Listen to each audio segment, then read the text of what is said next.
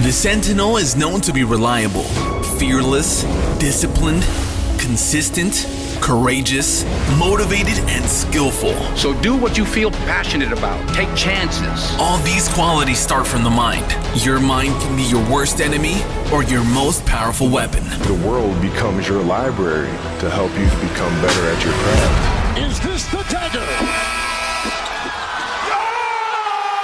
Learn how to achieve greatness and tap into the Sentinel mindset.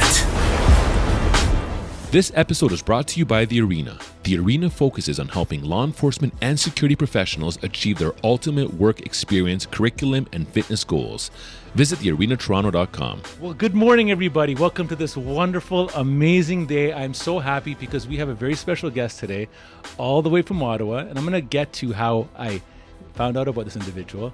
We're talking about the one, the only Hi Nguyen, right? Did I say That's that properly? Right. Yes, Hi Nguyen. Hi Nguyen, that's perfect. right. And the origin of the name? Is Vietnamese. Vietnamese. That's right. Okay, amazing. And who is he? Well, I discovered he on LinkedIn, and he is someone that is a former RCMP officer. He is someone that is currently a director of protective services for a major university. He is also someone that is a leadership mentor, and this is where I start to gravitate now because I love what you talk about. He is a man of many hats, and today we're going to tap into that, coming down all the way from Ottawa. Thank you for coming down today. Oh, it's my pleasure. It's my pleasure. Amazing. Yeah. So I first found out about you when, it's hard to tell, but LinkedIn has been an incredible platform. So for anybody listening, if you're not on LinkedIn and you're a professional, get on LinkedIn. But I kind of connected with you, and I started to see a lot of your postings, and your postings did something internally to me, and that is it really resonated and it sparked. And I love how you bring the whole leadership equation into everything that you do, and that's so important. Okay, so that's how I met you. We got onto a call. We had a great discovery phone call. Who are you? Yep. And then from there, we've just maintained contact. And again, I would say I've become a fan of the work that you do right now. Well, thank you. So Thank I'm you. glad that you came down today, all the way from the capital. And yeah. And I just wanted to just jump right in and just start off by saying, like, how are you doing today? I'm doing great. I'm doing really, really fantastic. And I want to piggyback on what you were talking about regarding LinkedIn. Okay. I feel that if you're going to be a strong leader, you need to network. And that's regardless at what level you are, right? Because if you're going to 10x your influence, if you're going to 10x the influence of your team, you need to be connected. You need to be networked. And LinkedIn is an incredible platform for this. I personally, because I'm a former RCMP officer, I was not on social media at all. And so I really had to kind of be humble, take a step back and learn. Okay. Learn social media, learn these new platforms. And I really took the time to invest myself in LinkedIn because that's the platform I identified. I know there's all sorts of platforms out there. For myself, I picked LinkedIn. But since I've invested myself in there and I've really started taking the time to write, and it's been 6 months now since I started writing, and I took a leap of faith because at the beginning, what I was writing sucked. It was pretty bad. But as I've been gaining experience and keeping that discipline, I'm getting better and better at what I'm writing, and I'm getting better and better at explaining my ideas and explaining what I'm talking about. And so many people are connecting with what I'm talking about, and I'm connecting with your content and everybody else's content. But what's great is that this platform acts as this giant network. And anytime I need anything now, I can reach out to just about anybody.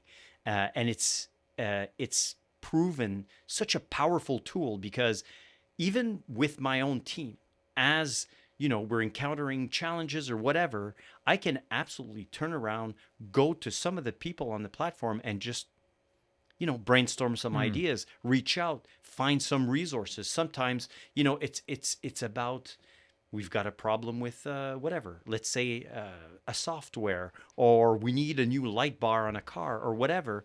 I can absolutely reach out to that network. And I've got people literally from all over the world reaching out to me now.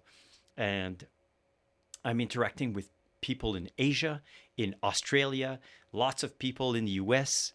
Just last week, I was talking to a gentleman out of Texas, and the gent was just super generous with his time and just giving me all sorts of advice. It's a fantastic platform. So as much as no, that's absolutely true. And as much as you do what you do, another thing you can probably maybe identify as is an influencer, right?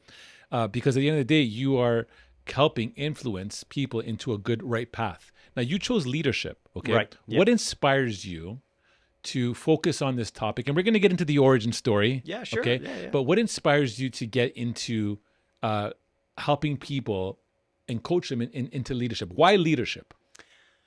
I think I've always been naturally interested, passionate, really, about leadership. Always been interested in that topic. And as I grew up in my career in law enforcement, the more or the older I was getting in my profession, the more I was noticing the lack of it, the lack of leadership, and how when you were getting a good leader, wow, that person was exceptional. That person wasn't the norm. And the more I was reading about it, and I'd get a book and I'd read a whole book on it, and then I'd be like, wow, this is awesome. And then I'd find a podcast, and so on and so forth. And over the past, I want to say decade, I've just been absorbing so much content on leadership. And I'm very much a tinkerer. I love to play around and experiment and so on and so forth. And as soon as I had the privilege of being put in charge of a team, or even a small group of people, and just working together, I would start applying what I had read in a certain book, or in another book, or what I saw in a podcast or whatever. And I'd go like, I'm going to try this. And most of the time, these are valuable lessons that absolutely work. And for some reason, they're not being applied in your day-to-day field operations in policing and security and so on and so forth. And it's so important. It is. It's so important. And it's today more important than ever. I'm so convinced about that, because we have such a crisis of confidence, of trust between the public and our industry. And also we have a crisis of trust within the organizations themselves. And we're starting to run out of people. Yeah. And to your point, there's a quote that's out there that says, people don't quit their jobs, they quit bad managers. Exactly. Or poor leadership. Yep. That's what they quit. They quit their boss. Yeah, they quit their boss. To hear that and say that someone can come in, have all the right pieces in place, and just the fact that they're not being guided by someone, or someone's maybe creating a very difficult thing, maybe they have a very authoritative, controlling element or something, Yep. it could now cause the organization to be in an even worse situation now, because now their good people are leaving. Yeah. So what you're bringing is a huge add value. The question is, how do you deal, in your opinion, with someone that is experiencing very poor leadership in their organization? Like, do you have to break in at the top? Because, at the end of the day, you need some clearance, I guess, right? How are you able to come into a situation from your experiences to help kind of bring that way? Because I'll tell you, for myself, I've dealt with really, I've had some clients that their leadership can become major obstacles. Yep. And I've gone as far as to say things that I find are good. Like, there's a book by Simon Sinek, Leaders Eat Last, for example, right? Exactly. To recommend books and stuff. Yep. And they're not well received because their way is so deeply ingrained. So how do you navigate around stuff like this? For me, it's a lot of the conversation is around results. it's what do you want at the end of the day? Are you meeting your mission? Right. There's my greatest inspiration is the book Extreme Ownership by Jocko Willink and Leif Babin. Yes. To me, it's literally my Bible. Can you say that book again? Extreme Ownership. Extreme Ownership. So I do know Jocko. Yeah. He's a very, very well-versed Yeah. man. Yeah. So he's published a series of books, but there's a duo. So you've got Extreme Ownership and then the Dichotomy of Leadership, which are two absolute musts. They're easy to understand. I actually have the hard copy and the audio. Like it's a masterpiece. Okay. It's very, very good. But to answer your question, at the end of the day, all of us, regardless of our skills in leadership, our whatever organization we work for, regardless if we're in security or in law enforcement, most people, we're all driven by a mission, right? We're all here because we care, we want to help, we really believe that we're good at our jobs, etc., right? But our business has been founded hundreds of years ago, and it has progressed very, very slowly. And so now, today, we're seeing the huge impact of literally our industry failing to grow, to adapt, and to literally to teach leadership. And that's a main topic. I'm actually listening to an audio book written by a chief of police in the U.S. And it's called Reimagining Blue, and she talks about the same thing. And I talk to so many leaders now, thanks to LinkedIn. Yeah. I'm talking to so many leaders, and it's always the same topic. My people aren't engaged. It's hard to get people to work for us. It's, the performance issues and so on and so forth. What's the common denominator? Right. It's leadership. Right. It's always leadership. And so to me, it's absolutely true that leadership is the solution. So the more I delve into it, even today, the more I'm passionate about it, because the more I realize that it's important not to blame. The guys and gals that have grown up in policing or in security, most of them were never taught. I was never taught in the RCMP how to be a leader. If you're lucky, you have a leader in front of you that you can emulate. Somebody that's pretty good. Mm-hmm. But as I said earlier, they're kind of rare. Right. So they are. So, who do you emulate? There's no class, there's no course, and I firmly believe that leadership is a skill. It's absolutely a skill. So it's something you can learn. So can you be born a good leader? I think. Is there such a thing? I think that some people can be talented at leadership, and I'll make an analogy. Let's compare leadership with basketball. So obviously, you're genetically a lot more designed for basketball than I am. So how tall are you? 6'3". You're 6'3". Yeah. I'm 5'5". Okay. Right? So we're talking basketball. Right. So are you born a better equipped at basketball than I am? I mean, from a height size wise, yes. 100%. Yes, right? Yeah. I have more of an advantage. Exactly. Yeah. But let's say I'm interested in basketball. Yes. And I said, all right, you know what? I'm gonna start watching a couple of videos on YouTube about basketball. Am I gonna start understanding basketball better? By a couple of videos, yeah, you can open up your world. Yeah. Sure. Yeah. What if I went and I signed up with some league and I'm playing twice a week? Yeah. Am I getting better? You're definitely gonna get better. Yeah. Yeah. What if I hire a coach? Yep. Now am I getting pretty darn good at basketball? Yeah. So now I'm training. I've got a coach. It's the exact same thing with leadership. Yeah. Yes. That's true. Some people are born with some talents, some innate talents that make them more natural leaders than others. Mm-hmm. But my conviction is that it doesn't matter. you've got introverts and extroverts that are excellent leaders, but they just need to be taught. So if you're intent on being a good leader, just like in basketball, well, why don't you intentionally practice good leadership? Try 30 minutes a week. Try 2 hours a week. Sign up for a seminar. Buy a book. Get a coach. Yeah. And so on and so forth. And then you're going to see your leadership just go up and up and up and up. And it's practice. And again, it's like sports.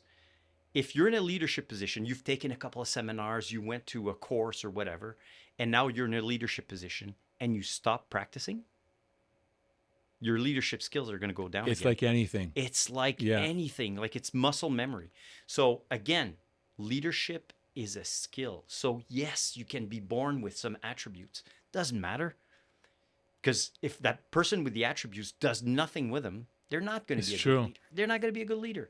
But I've myself was able to bring my level of leadership up several notches because I invested in it. That's good. I got myself a coach. I bought books. I went to seminars. I traveled just for that. I love that. Yep. 100%. You have to invest in yourself. I remember a couple of years ago. By the way, before I tell you this quick story, who would you say are your leaders of inspiration, like great leaders in our time that you can say, like, when I look at this person's body of work, I'll give you an example. When I look at movies, I just cannot shake off that Braveheart William Wallace speech with all the horses when they're about to go into battle. It's such an incredible speech, obviously made for cinema. But the reality is, he led his team, right? For yourself, who are leaders that you say, I aspire to be going down the same path that you did for yourself? You know what? There's many. There's people in industry that I really, really admire for different reasons, right? And this is going to be controversial. Okay, yeah. But for example, I really admire Arnold Schwarzenegger. Okay, great. There's a great new doc, by the way, now. I haven't seen it yet. Oh, it's so inspirational. But Arnold? Yeah. Oh my God. Yeah, it's good. He was someone that identified as, if you envision it, it will come true. So he believed in those tactics. But go on. Absolutely, 100%. And so years ago, I read this guy's biography and his personal leadership, right? Because before you lead anybody else, you need to be able to lead yourself. Mm-hmm. And this guy's story of personal leadership, of discipline, of always thinking 3 moves ahead is unbelievable. Yeah. And his story's not even over yet. Now he's literally taken over Netflix. Yeah. Of all things. Right. He's unbelievable. Yeah. So that to me is a fantastic example of personal leadership. Yeah. But if we're talking about, corporate leadership, that type of stuff, to me, one of the great leaders and thinker of our generation is Simon Sinek. Yes. So I've read his books. I've watched his videos on YouTube time and time again. And what I can say is that he is cut from a different cloth. This guy is thinking at another level because when you think old school leadership, you're often thinking like military style leadership, and it's very old school stuff. Simon Sinek, I feel, goes really into psychology. He really goes into behavior and understanding why people do what they do. So when you lead understanding people. Okay. And so it's a frame of reference that's a little bit different. And so I really enjoy his body of work. That's to me, he's a huge inspiration. No, that's amazing. Yeah. And I share that same sentiment. In fact, when I became a real big fan of his, it was a combination between my wife and a good friend. And they said, there's a book that I recommend called, I believe it's called Find Your Why. Yes, absolutely. Right? Yep. And I read that book and it was a game changer. And then shortly after, Same wife, and they tag team against me and they said, hey, listen, there's a session in New York where he's doing a seminar on this to discover what your why is. So I said, you know what, let me do this. And I didn't want to initially, because in my mind, this is the mindset now, thinking, but why? You're already a leader. You're already helping people. And that was the ego of myself. Yep. But I went past that. I went down there, and it was such a game changer because I was able to, through this 3-day exercise, discover what my why is. Right. And the reality is that even though I by just the mental day-to-day routine know what it is, to be able to put it into words was the game changer. So after the 3 days, I remember back in my hotel, because you had to work on it every day. And this is what the why was: to help people see and seize opportunities to live and think outside the box. That's what my why came into play. And it was just bringing from all my experiences. That's become my mission statement now. And I utilize that. And just like you said, I love what you said, invest in yourself, because it is a skill. And it's something that I know that every day I'm trying to perfect leadership, and I make mistakes.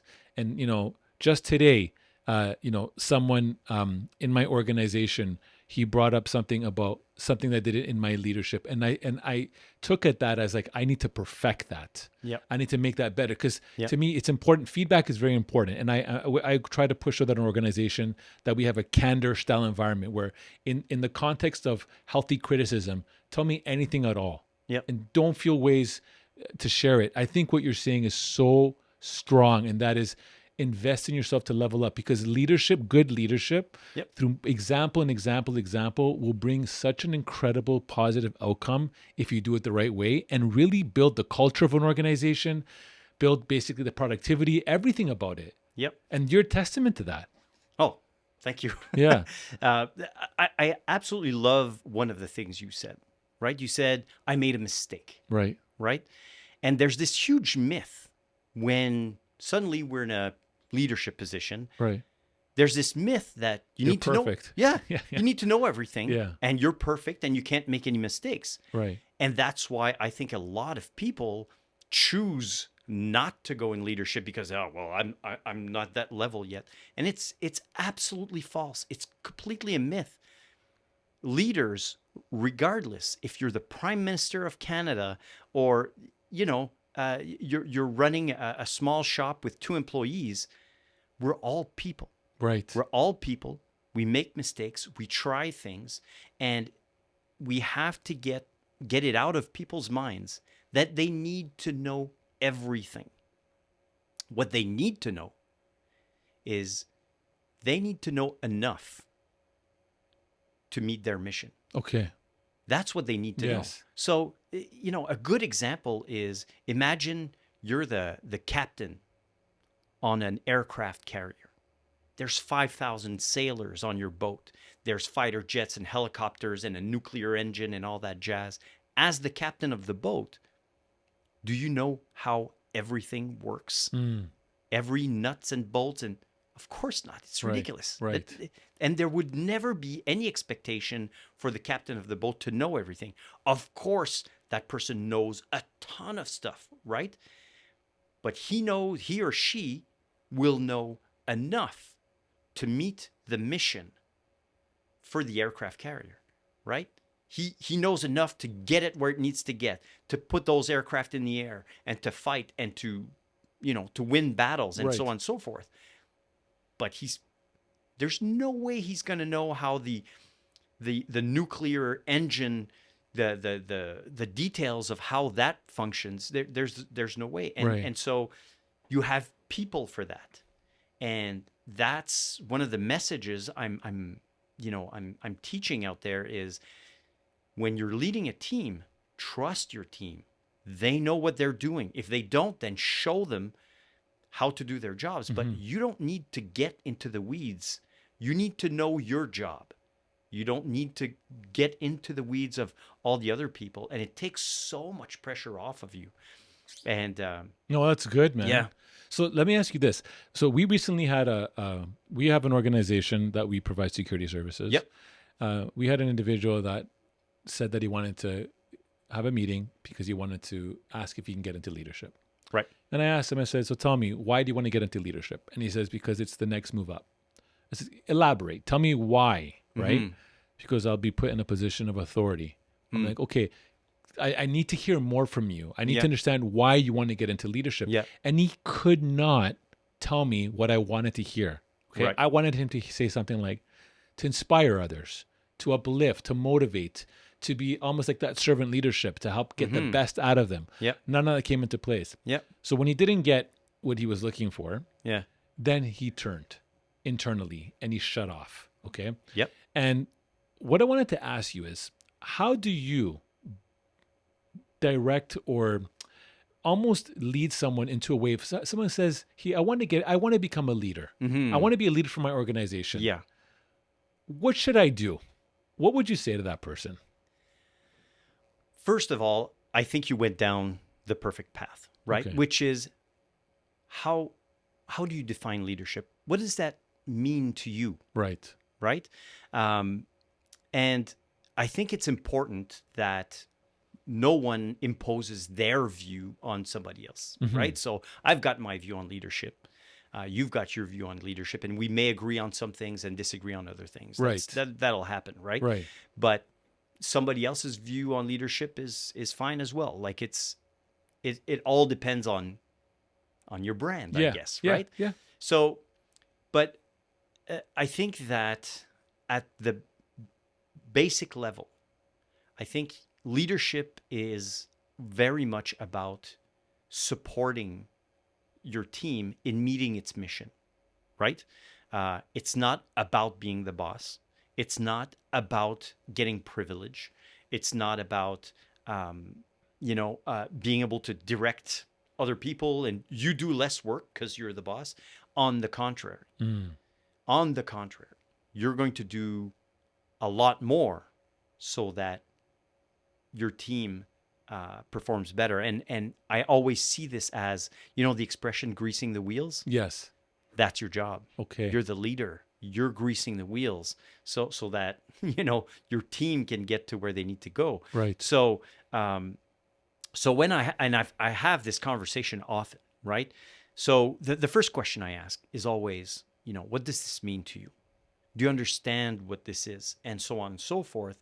And I let them take their own leadership journey, and I guide them through steps to become better leaders. And as they grow, then they understand what leadership is, because I feel that leadership is something that you deeply understand once you're in that position, right? Okay. It's like I equate that to teachers, right?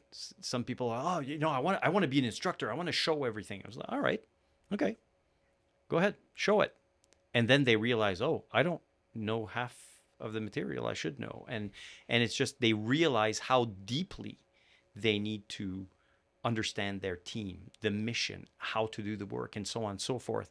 And so I think that people who are good at getting into leadership positions are the people that are mature and humble enough to take that step. And it's interesting because in my career up to now, I've seen all sorts of people really step up, people that I had no idea that they would step up. And we would have a leadership position open up on the team, and some person would literally step in, and I'd be like, wow, I never expected that person to step up to that position. But isn't that so rewarding? It's awesome. Like to see that we had an individual in our organization who I saw him come in starting one way. He's a manager with us right now. Yeah. He's still learning, but he's doing such an amazing job. And to see him transform is incredible. And it's so gratifying to know that the way you can provide, your leadership, you're creating successors. Yep. And I always tell that for our people is like, look, a lot of them want to get into policing. So their lifespan with us are not very long. Mm-hmm. But I always tell them, find your successor, pour into them, bring them and show them how leadership should be in the way we provide it, right? Because you said something very true. Not everyone is going to absorb the certain same leadership style. Some people might be like, well, no, my leadership is basically yelling at people, and that works. Does it? You know what I mean? So everyone has a style, and I don't think it's even our jobs to try to persuade somebody to do that. I think the proof is in the pudding. You can tell when leadership is effective and when it's not, right? It's very simple to do so. What would you say is in your experience, the number one obstacle that plagues somebody from being a good leader? I'm going to say it's communication skills and emotional intelligence. If you can't take the time to know yourself and take the time to know your people, you'll never be a good leader, regardless of the courses and you take, the books you read. Leadership's about people at the end of the day, and knowing yourself is so important, because I'm a certain type of person. I'm an extrovert. I talk with my hands. I get excited. I walk into somebody's office and I'm like, "Hey, I got an idea. This is awesome." Blah blah blah. I'm the Tasmanian devil. Yes. Understanding that about myself allows me to understand that you are going to perceive me a certain way, while another person might perceive me a different way, right? So some people are very comfortable with my personality being very outgoing and ADHD. Yeah. Yeah. But other people, that makes them very, very uncomfortable. So as a leader, I need to identify these people and be able to modify. Right? Preach it right? You're talking some gospel right here right now. There you go. So you need to modulate your communication to the person that you're talking to, right? And it all comes down to understanding personality profiles and so on and so forth. So whether we're talking about Myers-Briggs or the DISC profiles or whatever, they're all good systems. Yes. But at the end of the day, it's not your team adapting to you. It's you modulating to make sure that, okay, this person, let's say, for example, you're a person that's very detail-oriented and you like things in written format and so on and so forth. And I walk into your office and I'm like, "Constantine, I've got this great idea." And I walk out. Right. You're not going to be very happy with what I just threw at you. Right. Right. But then if I know this about you, I know your personality, instead of doing that as a good leader, I'm going to sit down, I'm going to pause, I'm going to go, okay, what is exactly that we want here? Smart, detailed titles, a nice detailed email. I send that to you, bang, you're off to the races because I spoke your language. You could receive the message. And same thing, I currently have employees who can't handle that. They can't handle a detailed email. Like, personally, I can't handle it either because I feel attacked. Okay. Like, I get a super detailed email like that. Yes. And my first reaction is, well, are you telling me how to do my job? Yeah, kind of thing. And it's my ego getting in the way, right? Right. Obviously, I have to, get that out of the way. But it goes against the way I function, the way I communicate, and so on and so forth. And so I have employees that I've identified already that I can literally walk in and go, "Constantine, we need this and this and this done by this date. You good?" "Yeah, I'm good, man." "All right. That's it." Okay. And that's all they need. And they'll run with it. And I know 100%, as soon as they hit a speed bump, they're going to talk to me and go, "Hey, what do you think about this?" Blah, blah, blah. And so leadership is huge into emotional intelligence, understanding other people's personalities, and you yourself modulating your communication. Okay, this is huge. Yep. This is huge. I'm going to give you a real life example. Yep. And how I failed. Yep. And I think when we listen to failures, we get wins. Okay. So both my kids love basketball. Yep. My daughter is the outgoing person. I could say anything to her and she won't break. She'll just take it. My son, on the other hand, would probably be more cautious to some of the things I'm saying. And if I say the same message, it could cause the opposite effect. Yep. And I'll never forget this. So my son stopped playing rep basketball. And after I started learning about the personalities of discs and all that, I started realizing where all my mistakes came from. Mm-hmm. And I was not treating them both the same, both my kids. Okay, and forget about leading an organization. These are my kids that I see every day. Yeah. But I was giving them the same message, but not realizing that they were receiving the same message very differently because of my approach. And the result of that is we were on a vacation, and my son says to me at the age of 12, "Are you ready to go back to basketball next year?" He goes, "I'm not going to play basketball anymore." And I said, "Why?" And he says, "Because you made me not want to play basketball anymore because of how you acted around me when I wasn't doing well." And there was silence as we're all happy on vacation. I let it sat in my mind. And I realized in that moment to hear him say that, and he was very, very open to say, a very vulnerable moment for him to share that. Even thinking, is he going to be mad at me for me sharing that? It checked me. And it made me realize that my leadership to my family was being taken a certain way where it actually did the reverse. It broke him down instead of uplifting him. Yep. So when you say know your people, I cannot agree more with that, because I could have, not to say that I'm expecting my son to be an NBA player, but his trajectory in his life could have been completely different if my messaging and my leadership to him as a father was different. So to me, when you're saying know your people, that hit me hard, because that is so true. And that is something that, I think is so important, because the more you know about your people, the better you can bring out of them, because you know them more. And it's not something that, I'm pretty sure you can agree on this. This doesn't happen overnight. No, it's something that takes time, and you have to work at it. You have to be intentional. Yes. Right? You so have good. to be intentional. Yes. So you walk into the office, take a deep breath, like, all right, how's my supervisor doing today? Right. Right? Because nobody's the same every day. You're not the same every day. Right. So you've got days you're like in the Yes. zone. Right. You're like, boom. There's other days you're barely making it into the office, and so on and so forth. We're all like that. Right. All of us. And so we can't expect our staff to be like robots and it's like, oh, okay, well, this guy is a super professional at policies and procedures, and I'm always going to throw policies and procedures at this guy. You can't do that. Right. You have to have your antennas out, and you have to be sensing what's going on and feeling the team. And I think one of the biggest habits that I developed that helped me out early on in my leadership journey is developing that habit of continuously asking all levels in the ranks,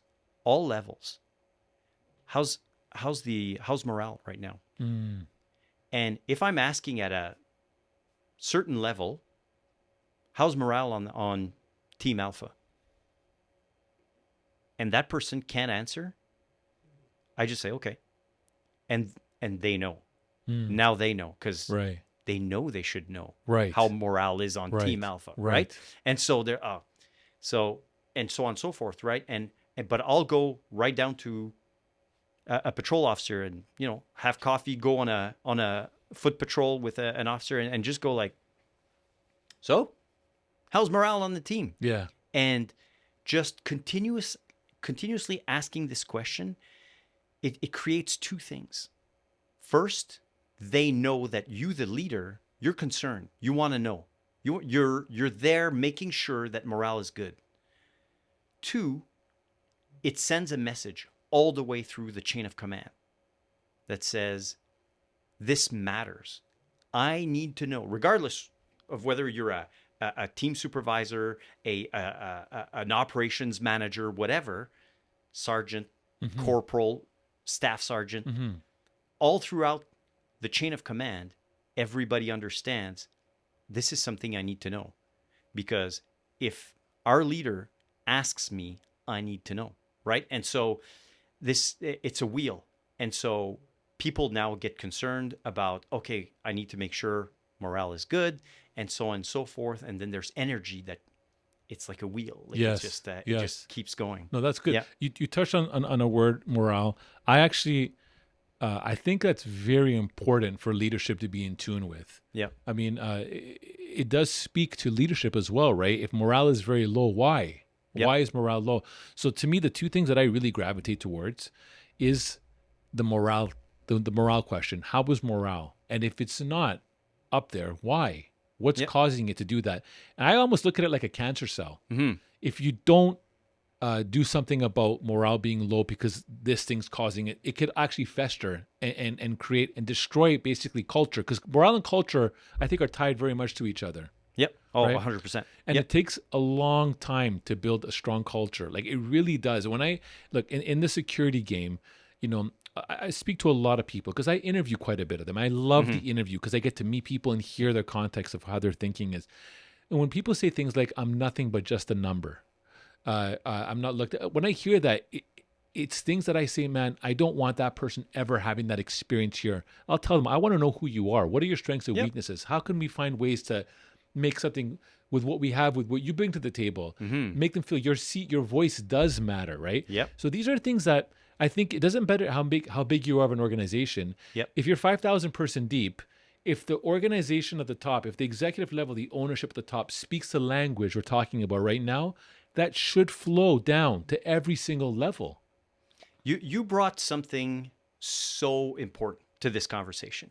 Okay. Huge, right? And it's about the human aspect of hiring, right? And we leaders at all levels, you know, we're responsible for hiring all these people. Right. Hopefully the people that Yeah. that actually show up. Yeah, exactly. Right? Exactly. But there's a fallacy in how our system currently works. So think about any HR process currently, right? Let's say we have a position for a security guard or a Right. police officer. Right. Currently, we define those with competencies and we say, okay, Constantine needs to be good at this, you know, A, B, C, D, E, F, G, blah, blah, blah. And essentially, we're painting the picture of somebody who's good at everything, right? And that's what we put in the job adverts, right? Yeah. You know, here's what you need to have. Right. Skills at this, and that, and A, B, C, and D, and you need to be good at this. 8 years in this, 4 years in that, and blah, blah, blah, blah, blah. What human being do you know who's good at everything? That's right. That's right. None of them. That's right. And if you were to map that on a wheel, right? And so let's say you have a pie of 8 sections and you have 8 skills around the pie. And you would say, all right, for this position, you need to be an 8 out of 10 in all of these skills. So essentially the graphic would look like a circle, right? There's 0 human beings. If you map somebody's skills, it never looks like that. Right. Actually, it looks like spikes. Right. Right? Because you're going to be, say, maybe a 4 in communication, but you're going to be an 8 in, detail oriented, and a 2 in something, and a 7. And that's called spikiness, right? As a leader, that's what you need to embrace. You need to embrace the spikiness. You need to say, on my team right now, I've got 2 really good communicators, right? 2 big spikes on that side. So the next person I hire needs to have the spikes on the other side, for example, who's not necessarily a super strong communicator or whatever. But it's like building a sports team, right? You're not like, I love it. You're not hiring all these You're hiring one these center, athletes, one guard, one power to forward. say, Yeah. hey, you need to all be good at scoring goals. Right. That never happens. Right. Right. It's the same thing on a corporate team, whether you're in security, law enforcement, whatever. We as leaders need to stop doing this. Like, we need to have serious conversations with our HR departments and just say, okay, that's enough. Okay, enough about asking about being good in all of these things. All right. We need to change the language and say something along the lines of, you need to have experience in that, and we're going to have a conversation about it to figure out how good you are at this, right? And where I think we need to go in the hiring right now, because I think we're doing it wrong, is we are in an industry that's very hands-on, right? Yet we interview people like this, not hands-on. And we think that we're like Yeah. omni. Yeah, it's true. You know, we It's true. think we know everything, and then we're, oh yeah, by having this guy sit in front of me or this gal sit in front of me, I'm going to know how good they're going to be in the field. Wrong. We should be doing all of our recruiting in the field. It should all be scenario-based recruiting, I think. Instead of spending 2 hours talking to somebody, let's spend 2 hours in the parking lot and let's just do some scenario-based stuff. Simple stuff, but test them. I love Pressure that. test your candidates. Oh, see, you're saying all the right things right now. So what we do in our organization right now, and this is fairly new, I'm going to say about a year or so old, but a lot of it's from trial and error, okay? As you're right, having this one-on-one, tell me about your strengths. Tell me about a time you did this. All you're doing is rehearsing an answer that you feel like, oh, they're going to ask me possibly something here. I'm going to have that answer for them there. And it means nothing. So for us in our organization, we provide people conditional offers after passing a 2-day training setup. And that training session is going to go over things we're going to pour into them. But then the last half of the day is all scenarios. So we want to see how they are going to take the training that we've provided for them and now use it in a scenario base.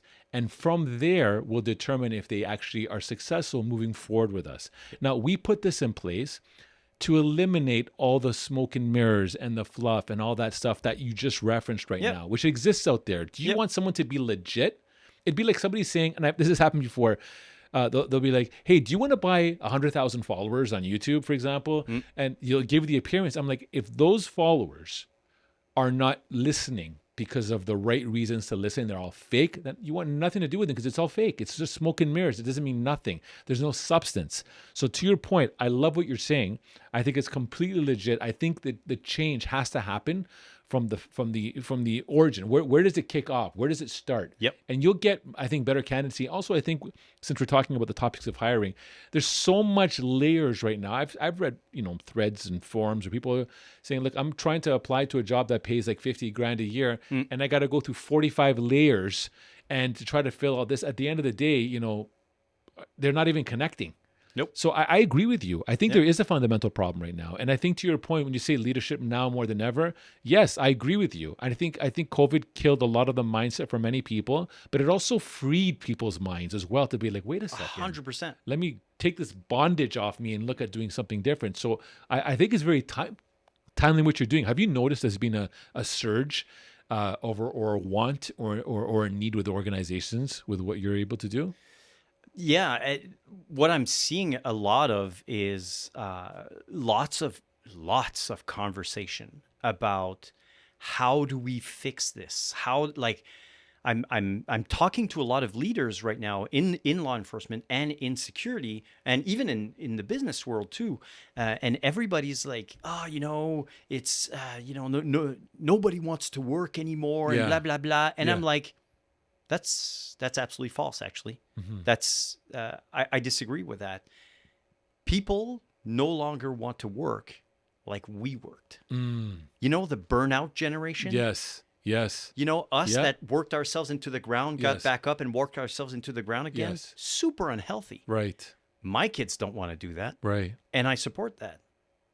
It makes a lot more sense. Yeah. And so when we're thinking about hiring and all that jazz, you were talking about culture earlier. Culture today, in my mind, is one of the biggest keys. Leadership culture, it's huge because, and I want to say culture starts when you hire, right? Just like you explained earlier, I do the same thing. When I sit down in front of a candidate, I tell them, hi, Constantine, tell me about you. What does Constantine tell me? Oh, well, I started my career in such and such a place, and I did that, and then in 2000 whatever, I went over to this job, and then I was responsible for this project, and then I stop him. I say, Constantine, just take a pause. Tell me about you, not your job, not your career. Tell me about you. And if I stop there, 99% of the people have no idea. They're stuck because they're like, they don't know what to say. Yeah, exactly. Yeah, and I go, look, Constantine, what I care about right now is you. Yes. I care about learning about who you are, if you're going to be a good fit on our team, and so on. So tell me a little bit about what you do when you're not at work. What's your pastimes? What do you like to eat? Do you like movies? Don't like movies? Like, tell me about who Constantine is. What are you afraid of? That type of stuff, right? And so people slowly kind of come out of their shell because obviously they're taken aback a little bit. But then they start talking, and then you get a real feel for who the person is. Oh, you know what? I'll say anything, but I'm on a basketball team and blah, blah, blah. And then, after the game, I always go volunteer at this place and this and that and the other thing, and it's been amazing. Because you get the trueness of the individual. Yes. And to me, we said this earlier, Yeah. but there's so much we have in common because I'm the same way. I'll stop people mid-interview to ask that same question. Yeah. I said, look, I want to know who you, don't give me an answer that you think I want to hear. When I tell them, what are your career aspirations? And I know I would like to grow in your organization. No. What inspires you? When you wake up in the morning and you say, man, this is what I want to, be a musician. Tell me what truly is in your heart. Let me really find out who you are. Because that's what I care about. Yep. I care about that. Don't give me the fakeness. Yeah. Which, again, society has kind of created this thing where you got to say, well, I think this is what they want to hear, right? But you speak to individuals like us. Yep. So no, we want to go a little bit deeper here because, sometimes things can get so comfortable. I've had people just start swearing in an interview because it's like they got that comfortable, right? So I'm like, okay, so I'm seeing things Dial here it that, back. yeah, Dial exactly, it back. exactly, right? But I like what you're saying here, and, Yeah. and I think these are big keys, man. Yeah, absolutely. Because I think once organizations really grasp the fact that we are in a manpower crisis right now, which is not going to go away for the next decades, several decades, right? We're not going to there's not more people coming. Right. The boomers are all leaving, right? And there's less. It's going to get worse. And less. Oh, it's going to get worse. Yes. And you and I, we're the generation that grew up in abundance. There's tons of boomers, right? Tons of people to make cars and build houses and be plumbers and electricians and all that jazz. We're seeing it now. It's over. The days of having plenty of people to do everything is over. It's over. Right. And the sooner organizations understand that they need to pivot to a model where we need to have the best people possible, small, specialized teams, rather than these large, cumbersome teams that can do anything. Those days are over. Those days are completely over. And so we've seen in our industry over the years, and that's worldwide. That's not just Canada, but worldwide, police forces, security companies, and so on, corporate security teams, they've been handed tons of stuff to do that is not core business. Because back in the 70s, back in the 80s, they had tons of people to do all this stuff. They had budgets and so on. That's over. And as the sooner law enforcement organizations recognize that they need to start shrinking their service offer, and it's going to take enormous courage, leadership courage, to say, guys, we can no longer do this. That's over. And this is over. And there's going to be pushback. There's going to be people that are going to be upset, and so on and so forth. Of course. But at the end of the day, do you want to really be bad at 150 services, or do you want to be good at 10 services? Yeah. And at the end of the day, in our industry, we're into life saving. We save lives. We support people. We protect assets and people, and so on and so forth. What we do matters. We need to be extremely good at what we do to win and to meet our mission. So we need to, as leaders, we need to be very conscientious about the people we hire, how we hire, and to create cultures where we keep our people, where we train them and we collaborate between organizations to say, hey, I know you're looking for a super great gal who's going to be good at this. I have one, and she's looking to make a move, blah, blah, blah. And we need to collaborate like that because the pool of resources is getting so small. Right. That you have to work together. You have to work together. Yes. There's the days of working in silos is, again, it's over. Let's say the RCMP does its own recruiting and does its own thing, and the OPP and the corporate organization here, the corporate security here, and whatever. This all needs to become deeply connected in my mind. It's so deeply connected. I'm so on the same page with you. Yeah. One of my biggest things that I want to do, and I try to do it, it's difficult, is to unite the security industry as a whole. Yep. Because look, if you're an individual operator that feels that you can dominate the world by taking everything, it's not going to work for you. That's the truth. It's not. Nope. But if you work together, like I'm a big advocate saying the one piece of the pie can be really enough for somebody. Why do you have to have the entire thing and try to go through all the blocks? If everyone works together and has a piece, it's better for everyone. It's better for the industry as a whole. So I'm on that same page. And I do agree with you. There's something happening in the background that's slowly happening, but it is changing the way everything is coming through. And again, the mindset has shifted completely. Working from home, remote, like all this stuff now has changed. It's changed. And I agree with you. I do not see things coming backwards.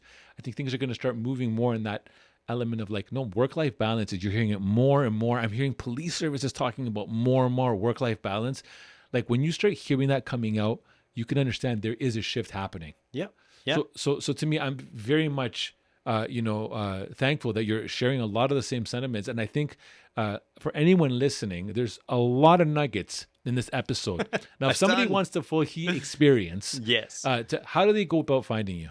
They can find me on my website. It's at www.teamup.ca. So team-up.ca.